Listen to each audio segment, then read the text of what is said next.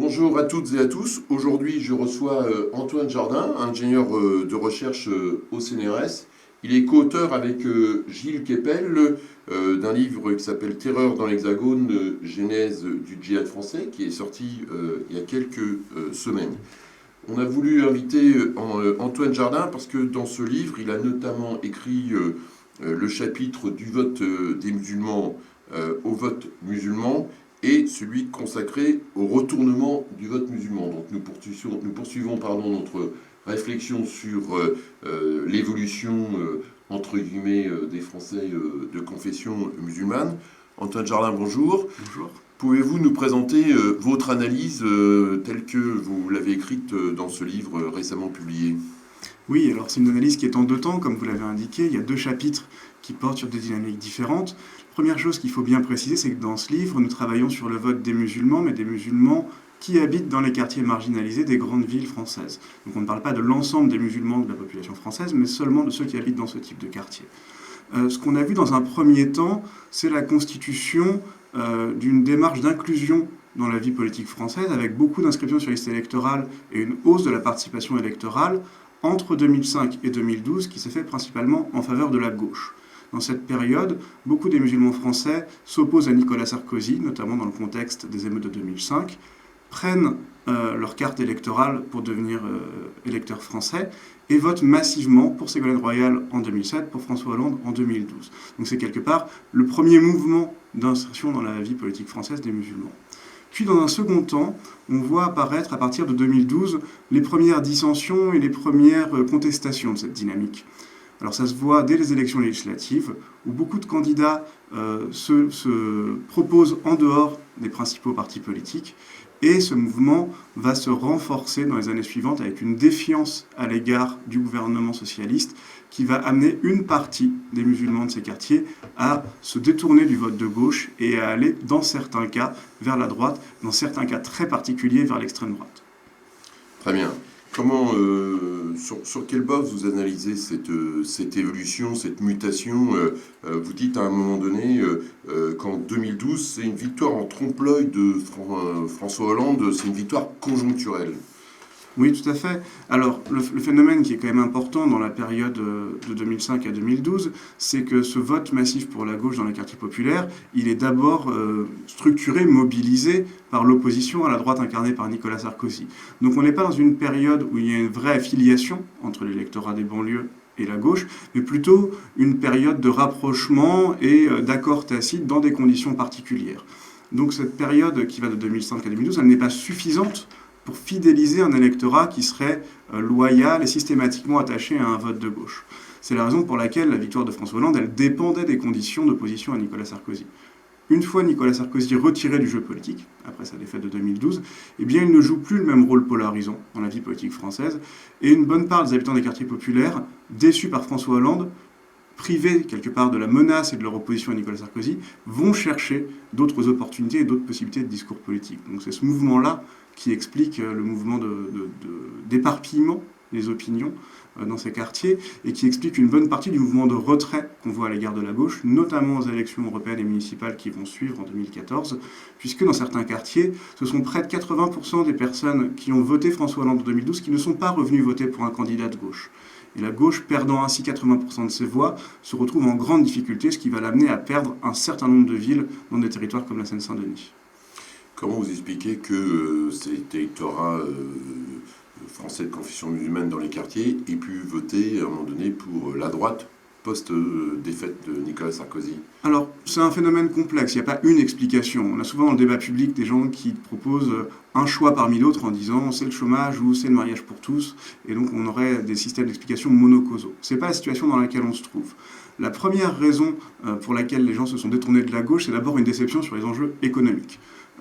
Et face à cette déception économique, à la progression continue du chômage et à l'absence d'amélioration de la situation, certaines personnes ont vu dans des candidats de droite et du centre droit l'opportunité d'obtenir de nouvelles ressources, de faire venir des investissements sur certaines communes. C'était un discours qui était assez présent dans la bouche des candidats UDI notamment. Et cette logique de développement économique des quartiers a pu séduire un électorat qui n'était pas convaincu par les politiques sociales proposées par la gauche et qui ne pensait pas que des politiques d'indemnisation du chômage allaient leur permettre de voir leurs conditions de vie s'améliorer. Donc il y a d'abord un argument économique au cœur de cette évolution. Et puis, sur des questions culturelles, il y a eu la question du mariage pour tous, mais c'est moins le fait que la gauche au pouvoir mette en œuvre le mariage pour les couples homosexuels que le fait que ce soit l'enjeu qui soit brandi comme une priorité par le gouvernement, alors que d'autres questions paraissaient prioritaires aux habitants des quartiers populaires. Et les égarements sur la question du droit de vote des étrangers, mais aussi l'absence de discours général sur la situation des quartiers populaires, est un élément qui a donné le sentiment que le pouvoir socialiste avait à un moment cherché à collecter les voix des banlieues, mais ne les avait pas véritablement converti en une force politique durable. Et donc cette alliance de conjoncture de 2012, elle s'est un petit peu étiolée dans les mois qui suivent, et elle s'est traduite par un recul électoral très fort de la gauche. Et vous indiquez à un moment donné que dans votre livre on passe du désespoir social au conservatisme autoritaire. Donc il y a aussi un basculement sur les valeurs de ces Français de confession musulmane dans les quartiers.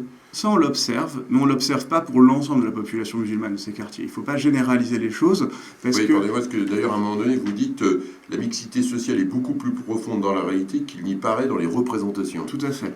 Parce que dans tous les débats sur le vote musulman ou le vote des banlieues, on fait comme si l'électorat de ces quartiers ou les groupes sociaux dans ces quartiers étaient parfaitement homogènes, que tout le monde pensait la même chose et votait de la même façon. Au contraire, on a des quartiers qui sont traversés par des différences sociales, par des différences générationnelles, par des différences religieuses qui sont très importantes. Et il y a finalement plus de pluralité sociale dans ces quartiers que dans beaucoup d'autres contextes de la société française. Et donc, ça, il faut le prendre en compte. Ça a un effet sur les différentes trajectoires. Ce qui est donc le cas d'une partie des musulmans de ces quartiers, c'est qu'il y a une forme de conversion autoritaire qui en touche une minorité, un petit segment, et qui touche en fait d'abord le segment qui est le plus proche des classes moyennes et des classes supérieures, qui cherche à s'extraire de l'appartenance au quartier et qui va adopter des comportements politiques sur le terrain des valeurs qui sont plus proches de la droite, notamment pour des raisons religieuses, et ça dépend aussi du fait qu'ils sont moins dépendants sur le plan économique et social des plans de protection sociale de l'État. Parce que si on regarde ce que pensent les personnes en situation les plus précaires, c'est d'abord le lien à la gauche qui reste présent dans ces quartiers aussi. Vous indiquez également qu'il y a l'émergence de groupes islamiques traditionnels qui jouent aussi un rôle en tout cas pour une partie de ces électeurs, dans la structuration du vote. Vous évoquez la journée de retrait de l'école. Oui, tout à fait. Comment les choses se sont-elles passées d'après vous ? Alors je crois que ce qui est intéressant, c'est que justement, entre mariage pour tous et journée de retrait de l'école, on voit bien que c'est davantage la question de l'éducation sexuelle, ou en tout cas de l'éducation au rôle de genre des enfants, qui a joué un rôle négatif auprès de l'électorat, puisque là où le mariage homosexuel, ça concernait finalement d'autres personnes que soi-même, lorsqu'on n'a pas de cas qui se présentent dans son entourage personnel, les questions de l'éducation des enfants, c'était une question qui était personnel, intime, pour la plupart des habitants des quartiers populaires. Et il y avait là le sentiment que l'action du gouvernement s'inscrivait en confrontation avec le système de valeurs qu'un certain nombre de personnes voulaient transmettre, et ça les touchait directement, là où la question du mariage homosexuel concernait d'autres personnes. Donc je crois qu'il y a eu un mouvement de protestation beaucoup plus fort dans les quartiers sur la question de l'éducation au rôle de genre, davantage que sur la question de la manif pour tous en tant que telle. Alors, ça a un effet, évidemment, sur la façon dont les gens voient le pouvoir politique, puisqu'ils ont le sentiment de ne pas être entendus, le sentiment que les politiques publiques qui sont développées vont à l'encontre de leurs attentes, et que les sujets qui sont au contraire prioritaires pour eux sont écartés de l'agenda. Très bien. Nous avons reçu ici, à la Fondation Jean Jaurès, il y a quelques semaines, Jérôme Fourquet pour son livre Karim vote à gauche et son voisin vote FN, un livre d'ailleurs publié aux éditions de l'Aube avec le partenariat avec la Fondation Jean Jaurès. Votre analyse à vous par rapport à celle de Jérôme Fourquet, quelles sont les différences ? Qu'est-ce qui vous différencie de l'analyse de Jérôme Fourquet sur un petit peu le même sujet ? Je crois qu'on est dans une situation qui est un petit peu plus complexe, parce qu'on peut effectivement distinguer plusieurs types de quartiers dans une zone comme l'Île-de-France. On a des quartiers populaires avec une forte part de la population qui est immigrée ou descendante de l'immigration, donc il y a au moins un de ses grands-parents qui est immigré. Et puis on a des espaces, on parle souvent du périurbain, comme la Seine-et-Marne, où on a des milieux populaires qui ne sont plus des milieux rattachés à l'histoire migratoire de la France. Et on a une vraie déconnexion des comportements de vote dans ces deux types de territoires. On a effectivement une ancienne banlieue rouge qui vote toujours assez majoritairement à gauche lorsqu'elle vote, même si l'abstention est devenue un enjeu dans ces territoires. Et puis une frange périurbaine du côté de la Seine-et-Marne qui vote beaucoup plus pour l'extrême droite. Donc le phénomène de bascule, c'est davantage une différence sociologique entre des électorats dont la composition sociale est différente qu'un effet de relation directe entre une personne qui est dans un quartier populaire et son voisin direct. Ce n'est pas des phénomènes qu'on voit de quartier à quartier, c'est des phénomènes qu'on voit sur des plus larges échelles. Parce que ce qu'on note dans les enquêtes récentes, c'est que, contrairement à ce qu'on pourrait penser, la population non originaire d'un pays étranger qui habite dans les quartiers les plus populaires, eh bien, elle vote davantage à gauche que son homologue qui habite plus loin. Et donc le fait d'être en contact avec les quartiers marginalisés, c'est plutôt quelque chose qui homogénéise le comportement électoral vers la gauche de ses habitants, davantage qu'il ne les amène vers l'extrême droite. Ça rejoint aussi un phénomène qu'on connaît parfois, c'est le fait que le FN est peu implanté dans les quartiers les plus populaires, il a rarement des candidats aux élections municipales ou cantonales, et ça explique le fait que certaines communes aient pu basculer à droite, puisque en l'absence d'offres politiques du Front National, les électeurs du Front National de ces communes se sont reportés sur le choix qui leur paraissait le moins lointain, à savoir celui des candidats de droite. Très bien, merci. Vous indiquez à la fin de votre deuxième chapitre que vous avez écrit, vous évoquez l'irritant laïque. Le livre a été publié il y a quelques semaines, mais en fait écrit il y a plusieurs mois. L'évolution du débat public sur la laïcité, quelque chose qui devient de plus en plus prégnant. Comment vous, au vu des travaux que vous continuez à mener, du suivi que vous continuez à faire sur ces quartiers, quels sentiments ou quels éléments pouvez-vous nous apporter sur l'évolution possible de ce que vous avez appelé, je vous cite, l'irritant laïque? Alors sur cette dimension irritante, on voit bien qu'elle a en fait créé un clivage au sein de la gauche. C'est-à-dire qu'au Parti socialiste, il y a différentes positions sur ce qu'est la laïcité, la façon dont elle doit s'appliquer.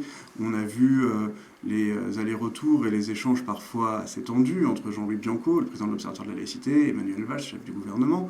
Donc on voit bien qu'il coexiste différentes manières d'envisager la laïcité en gauche et qui parfois s'affrontent.